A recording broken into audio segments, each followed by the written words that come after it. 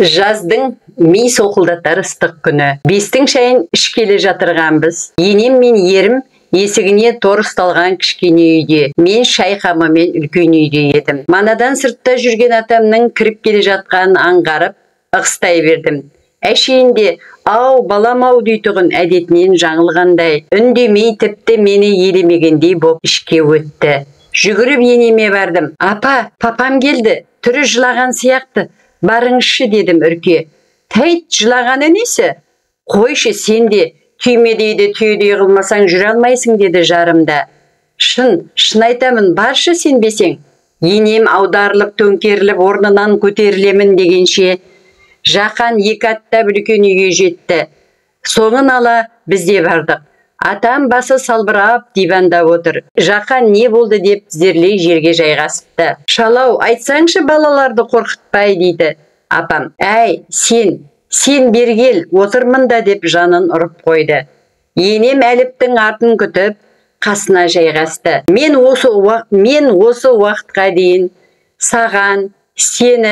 саған жылы сөз айтпаппын. Бірінші Алла, екінші өсіп өніп, шаңырағым жайма шуақ жылылыққа толып, айрандай үй отырғаны сенің арқаң. Біз еркектер мұндай сөзге әуелде жоқпыз ғой. Айтайын, саған ризамын. Әй, не болды сонша дейді апам. Енді шын қорқып. Мұндайың жоқ еді, атам сөзін жалғап. Алладан жалғыз тілегім бар. Сенің алдыңда алсын, соңыңда қалдырмасын. Балалар мен сенің жамандығыңды көрсетіп жер бастырмай-ақ қойсын деп қалтасынан ұқыптап бүктелген бет орамалын алып көзін сүртті. Үшеуміз де үнсізбіз. Үнсіздікті атам өзі бұзды. Осы бетте Омардікінен келемін. Ой, тірі ма аман ба? Тірі болғаны құрысын. Тәйт, оның қалай? Әй, кемпір, сен не білесің? Сендер не білесіңдер? Оның күйін ешкімге бермесін. Атамның досы жайлы енемнен біраз жайға қанықпын. Омар атамен атам құрдас, дос, замандас, сыныптас. Биіктеу қызметте де бәйге атындай қатар болды. Ол кісінің де біз секілді екі ұл бір қызы бар. Үлкені үйленген, әуелден бөлек тұрады. Кенже ұл отбасымен қара шаңырақта. Қыз әлі тұрмыс құрмады. Анасы тірісінде қарағым-ау жасың келді. Күйеуге шықсаңшы десе, мен алатын еркек әлі толған жоқ деп, әкенің атағына барлықтың буына балқып жүріңкіреп қалды.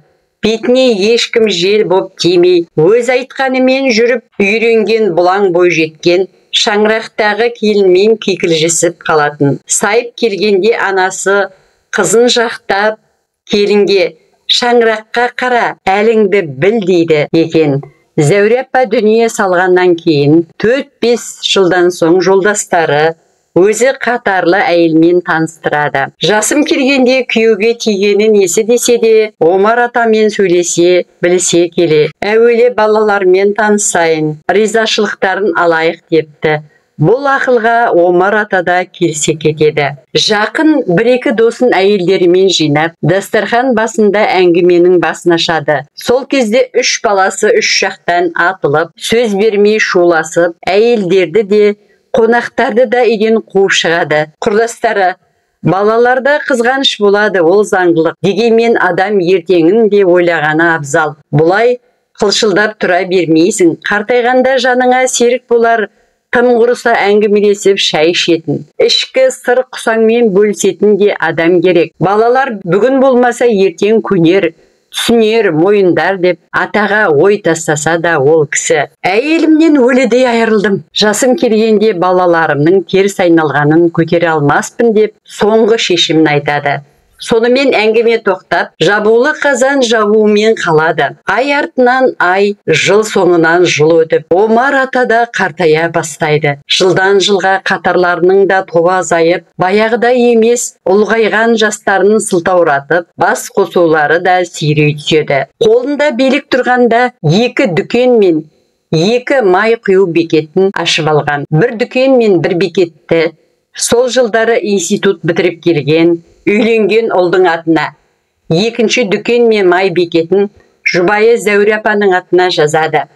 Апа көз жұмған соң істі екінші ұл жүргізеді. Жүргізеді деген аты болмаса, бәріне әкесі басшылық етті. Күндердің күнінде қызы тіксініп, папа, маған үй сатып әпер. Күйеуге шықсам шықтым, шықпасам оны көремін. Сенің балаң емеспін бе? Менің атымда неге ештеңе жоқ дейді. Негізі қыз бен келін арасындағы ала көзлікті көрген сайын жаны ауырып, қызына үй әперу ойында жүрген. Бірақ бизнесін сату емес, өзіндік есеп жоспары бар еді.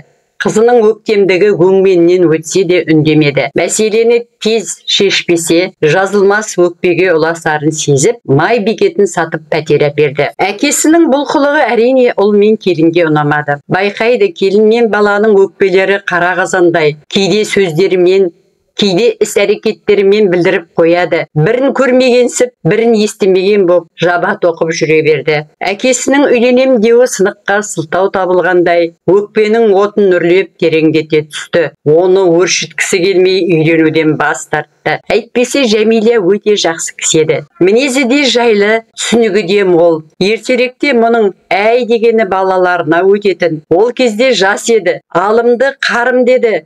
Бүгіндері одан айырылған, ұрпағы өсті, өз қолдары өз ауыздарына жетті. Енді ешкімнің ақылына зәру емес, өз ақылдары өздеріне жетеді. Көңілі ортайып, бейне бір демеу іздегендей, пана іздеген торғайдай бірде үлкен ұлды күнеде барып көрген. Дана қазақ келін түскен соң біраз уақыт ата енемен тұрғаны дұрыс деп бекер айтпаса керек. Өзге елге тез сіңу оңай емес. Сол бірер жылда енеден біраз нәрсе үйреніп пысиды. Отбасындағылармен өз туыс бауырындай жақын араласып, бала сүйіп ана болып, әйел келін жар болудың, отбасылық өмірдің қыр-сырына төселеді. Келген еліне жақындық, жанашырлық, сыйластық, түсіністік, тілеулестік сезім қалыптасады. Бұлар болса өйтпеді. Бала мен келінді оқуларын аяқтасын деп Алматыға қоя берді. Өздері бей, өздері қожа.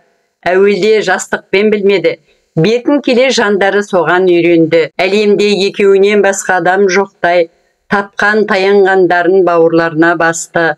Олар институт бітіретін жылдары екінші келін түсіп, алдыңғылардың көктен тілегендері жерден табылып саяқ кетті. Әуелден бөлек тұрғандықтан ба, бұл жаққа бөтен. Папа, неше күнге келдіңіз депті келін бірнеше күн қонақ болған соң атасына. Бұл сөз жүрегіне инедей қадалған. Бұл оқиғаны әрмен қарай, өз атамның әңгімесімен жалғастырайын. Ой, несін айтайын, Қалдек-ау. Қазіргі ермегім мына таңылған кереуетте жатып, төрт қабырғамен сөйлесу, тілдесу. Ол біраз үнсіз қалды. Дір-дір еткен икемге келер оң қолын әзер көтеріп, суланған езуін сүрткен болды. Қатқан терідей еті қашып, қураған саусақтары тебіндеп, өсіңкіреген сақал мұртына тигенде сықырлаған үн шықты. Алладан не тілейтінімді білесің бе деді.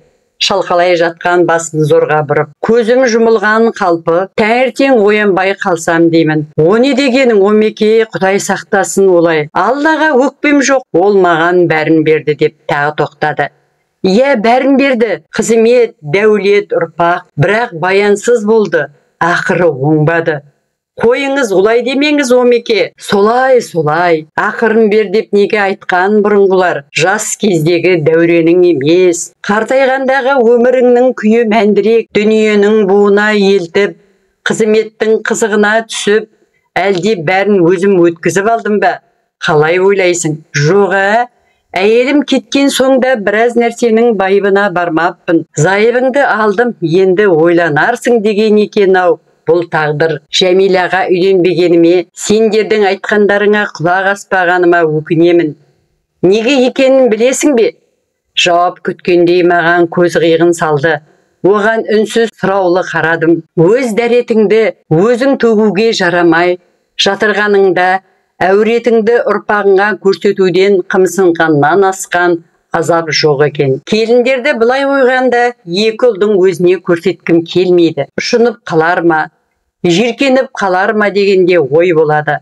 Ал ол екеуі сырттай жиркеніп, өздері қашты, жоламады. Сосын күтуші жалдады. Бар болғыр бала тамағымды береді. Асты үстімді тазалайды. бірақ ол да өрімдей жас. Мені аударғанда, тазалағанда, ол да өзімде қиналмайын деп, тамақты да тарта ішемін. Араным сау ғой, қалай ішпей тұрарсың? Жата берген соң ішіңде қатады. Қазір жамбасым ойылып қалды, ашиды, ауырады. Жумай ма? Жуады. Әне бер майлы ма, солы ма шүберекпен сүртеді, обалы не керек? Ол үстімдегі жайманы ашқан сайын қысыламын. Сен оған жас деп емес, дәрігер деп қара. Құрдас, айту, ақыл беру оңай. Менің хәлімді басына түскен ғана біледі. Жәмилаға үйленгенімде тым құрыса осы күйімді түсінер еді. Жаныма жалау болар меді, әңгімелесер меді, жалғыз қоймай көңіл бөлер меді деймінді. Адам көңілден жүдейді. Балалар жанымнан алшақтамасын деп, Жәмиланы қолымнан жіберіп алдым. Мұным бекер болды. Сайып келгенде ол да, қыз да өз жағдайын жасап кетті. Бір шаңырақта тұрып, бас сұқпаулары, папа қалайсың демеулері. Мүмкін сасып жатырған шығармын, мүмкін түрім қорқынышты шығар. Әлде жүк болдым бекен, бала ғой, жас қой, өкпелеме, бар жағдай осы. Мені әйелімнің алдында ал деп біліп айтыпты шалдар. Ауру әйелге болсын, ерге болсын оңай емес. Ауру кірді, әлек кірді деген, деп көзін сулап алды. Сосын тез өзін жинап, айып етпе деді, кінәлі адамдай жаутаңдап. Босап кеттім бе? Адам мықты болудан да шаршайды, қажиды екен. Кейде оңашада осылай сәл сасып қалдым. Омеке, мүмкін сақал мұртыңды алып берермін, дедім әңгімені басқарнаға бұрып. Өсіп кетіп пе? Әрине, деді күліп. Күлді дегенім өтірік күлудің ырымын жасады. Міне, енді жігіт болдың деп әзілдедім. Сақал мұртын алып болып. Шыныңды айтшы, осы бөлменің іші сасық па? Жоқ, неге олай дейсің? Қайдам келгендер кеткенше асығады. Немерелер тіпті кірмейді. Қанша ақ төсекке жатқызып, күтуші жалдаса да, терезе ашып желдетсе де, бөлме ішіне сіңіп қалған жағымсыз иістің бар рас еді. Өтірігімді кәні көз досым сезіп қойғандай. Әрине иіс болады ғой енді деп қойды жай ғана. Сосын әңгіме төркінін күрт бұрып, денемді жансыз ғып, тек тілімді сайратып қойғанша, тілімді алып мылқау ғып, денемді неге сау етпедің деп Аллаға кейде наз айтамын деді. Ол тағы да, қой күпірлік етпе, әлі де айығып кетесің, сынақ қой сынақ деп алдарқатамын. Олай болмасын, екеуміз де білеміз. Сынақ, көнбеске амал бар ма? Кеудеңнен жаның шықпаған соң бәріне көнесің, көнбей пенде қайда барады? Бұл дүниеде сынағы болса, о дүниемде жұмағы болар жаратқанның маған деген. Сондықтан сен шал күпірлік етпе. Күнде келіп 5-10 минут жанымда отырып кетсеңші дейін десем, сен де жас емессің, үй арасы да алыс. Марқайып қаламын сен келгенде деп жымиды. Барыңды бағала, кемпіріңнің амандығын тіле. Келіскенімді білдіріп басымды изеймін. Алла ер мен әйелді бекер егіз етпеген. Балаң ұрпағың ол да керек. Әйтсе де ең жақының жарың. Зәуре дұрыс істемеді, мені тастап кетті. Алланың ісі ғой. Зәуре болғанда бұлай болмас беді. Шаңырағымда шырай болар меді. Балалар да басқаша болар меді. Ауруымда жеңілдеу болар меді деген сандырақ қой менікі. Жамбасым ойылмас беді. Әңгімелесіп қасымда отырар еді. Ұрсысар медік. Оның күңкілдеп ұрсқанын да сағындым мен бейбақ. Пенде ғарып болғанда ненің болсын қадірін түсінеді. Бәрі кеш. Бірінші мен кетуім керек еді. Мүмкін менің қиналғанымды көрмегені де дұрыс шығар. Оған да оңай болмас еді. Алла адамды қор қылмасын. Кейде қай пейілімнен таптым деп қаламын. Жас шақта көз сүзген керім келіншектерге желікпедім. Некенің ақ төсегін былғамадым. Бұл ақталғандығым емес. Табиғатым әуелден лас сатты сүймейтін. Балалар деп өмір сүрдім. Кереуетке таңылып жатқаныңда Ойлануға уақыт көп мені алжыды демегін. Жоға, о несі? Балаларға неге сүйкімсіз болдым Қалдеке? Беттерінен қақпадым, жаман әдетпен жүректерін жараламадым. Алысқанмен алыстым, жарысқанмен жарыстым. Әкелік міндеттерімді атқардым деуші едім. Қай жерден қате кеттім? Нені ұқпадым екен? Маңдайларына жел боп тимедім. Қатты айтып қабақ шытпадым. Неге менің қадірім қалмады? Қой енді таусылма, жас қой түсінер. Ол кезде кеш болмай ма? Осы ауыр жүкпен аттанғым келмейді. Қай жерде мүлт кеттім? Нені ескермедім, айтшы. Қой енді қой, қателескен жоқсың. Балалар неге өзімшіл, неге қатыгез? Ойланам да жауабын іздеймін. Қой енді шаршап қаласың. Тым құрыса саған айтып ішімді босатайыншы. Әуелгіде балаларыма ренжідім, өкпеледім. Сосын өкпені қойып, іштей өзіме есеп бердім. Кіммін? Не бітірдім? Не деп кетіп барамын? Отағасымын. Еркекпін, асыраушымын. Ол не деген? Ол деген не? Асырадым. Ештеңеден кенде етпедім. Отағасы боп отау көтердім. Сонымен болды ма? Сол отаудың іргетасын қалай қаладым? Қалай қаланып жатыр? Кірпіші қалай өріліп жатыр? Оған мән бермеппін. Сырттан табыс тапқаныма мәз болыппын. Ал ішкі табысыммен өнімім қандай? Қызымды қоршақтай киіндіріп, ұлымды сұлтандай сұлулағанша, неге білектерінен ұстап, қолдарынан жетектеп, ақсақалдардың ақылын тыңдатпадым. Көргенділердің көлеңкесіне сайлатпадым. Еңбекпен төгілген тердің құнымен қадірін білуге неге үйретпедім? Бұл бірінші қателігім. Екінші не бітірдім? Бітіргенім ұрпақ әкелдім. Ішіндірдім, киіндірдім. Бары сол ма? Ұрпақты ит те өрбітеді. Ұл мен қыздың жанына неге ізгіліктің ізін, мейірімнің мәйегін себуге көңіл бөлмедім. Дайын асқа тік қасық болуды көзім үйретіп, енді әр ауыз өз қарнын толтыруды ойласа, неге ренжуім керек? Ата-ананың қадірін, бауырдың бағасын, татулықтың тағылымын, тәубешілдіктің тәлімін үйретпесем, неге кімге өкпелеймін? Үшіншіден, ал енді бір аяғым көрде тұр. Не деп кетіп барамын? Іргетасы осал үй тұрғыздым. Өзімшіл, ойсыз ұрпақ өрбіттім. Баянсыз боқ дүние жинадым. Алла берген екі үлкен нығмет. Уақыт пен денсаулықты бағаламадым. Уақытты өтпестей көрдім. Денсаулықты кетпестей көрдім деп кетіп барамын. Бар денемді байлап, ойым мен тілімді бос қойды.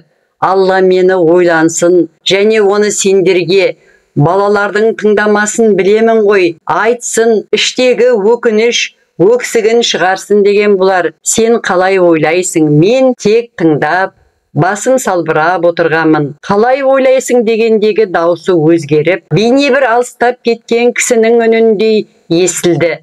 Жалт қарадым. Қарадым да шошып кеттім. Әлсіреп талықсып барады екен. Ұшып тұрып бетіне үңілдім. Көзінің қиығынан жас тамшылары сырғап, самайына жетіп, әрі қарай жастыққа түсті. Дәрігер шақырдық, тыныштандыратын дәректік. Енді біраз уақыт тынықсын, мазаламаңыздар деді. Біраз отырып мен үйге кеттім. Кішкентайдан бірге өскен қимасым ғой. Жаным ашыды, жүрегім ауырды. Еріксіз көзімнен жас шықты. Ие бола алмадым, жас балаша еңіредім жолай. Саған жеткенше асықтым кемпір. Ертеңімді Алла біледі. Ұлдарымның өрелі, қыздарымның өнегелі болғаны, көңілімнің күйі болғаны, ұрпағымның сыйы болғаны, отауымның шуақты болғаны, жылуының қуатты болғаны сенің арқаң. Қазыналы әке болдым ба, қазымыр әке болдым ба білмеймін ұлым. Бірақ мына отырған анаң жақсы жар, жақсы әйел, жақсы ана, жақсы адам екендігіне кәмілмін. Аналарың аман болсын деді. Сіз де аман болыңыз әке деді ұлы. Сіз айтқан өрелі ұл, өнегелі ұрпақ бола алдым ба білмеймін. Бірақ сіздердей әке шешемді мақтан тұтамын. Жыламаңыз, көзіңізден тамған бір тамшы жасыңызға жаным садақа деп, әкесін құшақтап, маңдайын тіреді ұлы. Еріксіз жанарым жасқа толды, апама қарасам, жаулығының ұшымен көзін сүртіп отыр екен. Аймахан Сақыпжан.